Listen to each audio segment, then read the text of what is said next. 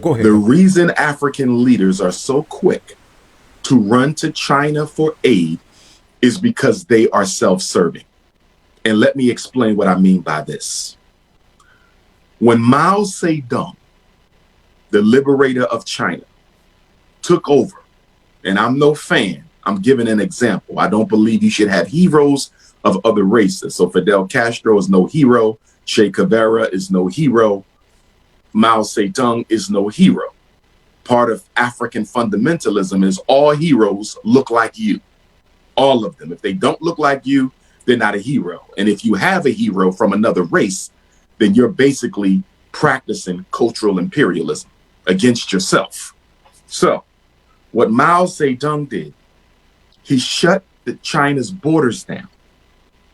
And he sent Chinese children around the world to study what everybody else was doing.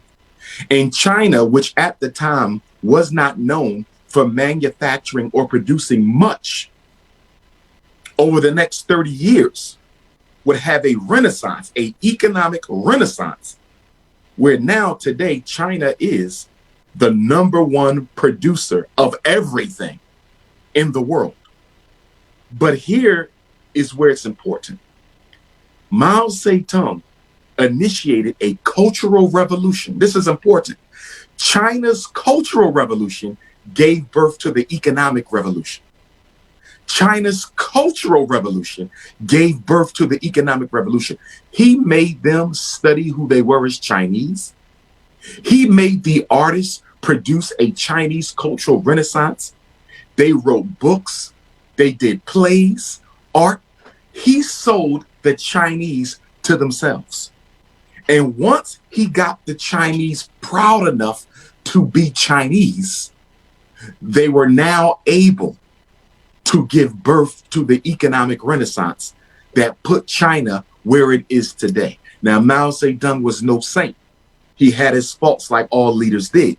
But China is where they are now because he understood the essential importance of shutting down the border, stop letting American media in here, stop letting American products in here, stop letting the Russians come in and sell our children a dream that it is better to be a Russian than be a Chinese. But here's the trivia question. Yes. Who did Mao Zedong get that idea from? He borrowed that from the Honorable Marcus Garvey. Mao Zedong, although Marcus Garvey was not a racial imperialist as they were, they all studied and copied Garvey.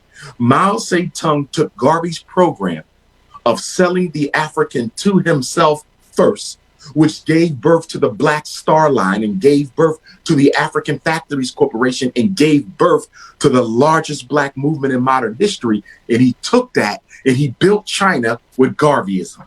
Mao Zedong built China with Garveyism. So African leaders don't want to do that. They don't want to use the technique of Garvey, okay, that Mao Zedong used.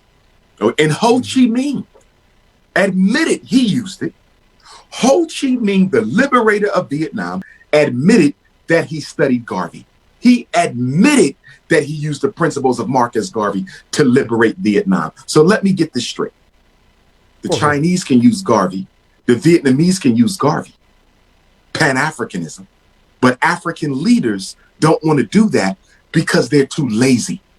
See, it's easier to get the loan from China. It's easy. China says, here go 10 million US.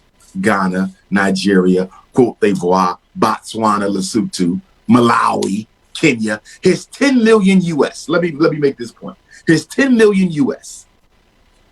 You can build hospitals, schools, factories. And here's the point. Because the masses are politically uneducated in any country, any race, any community, Black, white, rich, poor, all they see is what appears to be progress. So guess what? Dr. Umar's the president of Angola, okay? And I just got a $10 million loan from the Chinese. And I'm using this $10 million and I'm putting people to work. I'm building houses, new roads. It looks like I'm progressive, don't it? It looks like I'm building up Angola. Here's the problem. What the Angolan people don't know, and I'm only using Angola as an example here, random example.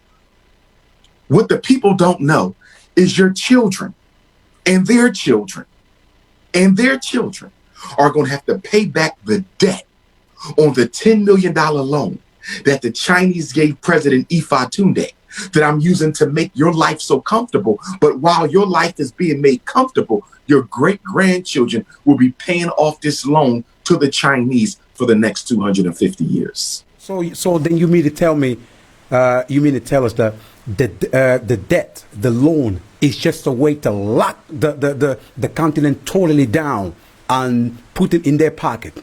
That's what you saying? In fact, if I'm not mistaken, and I need to double check, if I'm not mistaken, and I need to double check, I believe Angola does have a Chinese loan.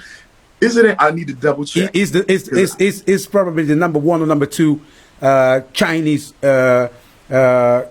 obviously, investment site. Investment site is probably the number one because of the gold and diamond and everything there. Yes, I believe it's Angola, but there's one country in Africa right now, at least one, could be Angola. I think it's Angola, but I'll double check it, where they have already defaulted on a Chinese loan. Zambia. I think it's Zambia. And okay, they took the port. And they took the port, I think. They took the yes, the port. as a repayment for the default on the loan. And let us be clear, in these contracts that African nations are signing with the Chinese, what they're giving away in exchange for the loan default is worth significantly more than the loan itself. This is the point. This is the point. And what you have to give the Chinese in exchange for the loan is permanent. In other words, the Chinese don't just get the port of Zambia, for example, for 10 years or 20 years, and then they give it back. They get the port forever. Why would you sign a loan that gives an alien people, if you default on the loan, the right to take possession of a natural resource or an essential geographic location forever? Not for 50 years, not for 100 years, forever. So do you know what that means? In many respects, that makes the Chinese loan equally, and in some cases worse, than the American loans.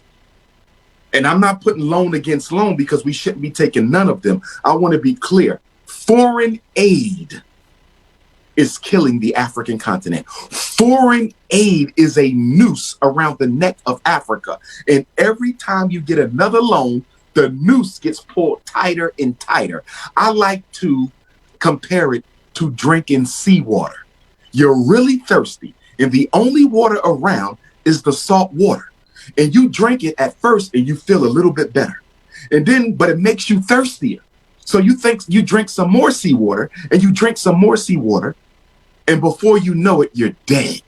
Because taking in too much seawater and the salt will kill you. That is what loans is doing to Africa. You think it's helping, but it's really hurting because it's putting our people into debt for the hundreds of years.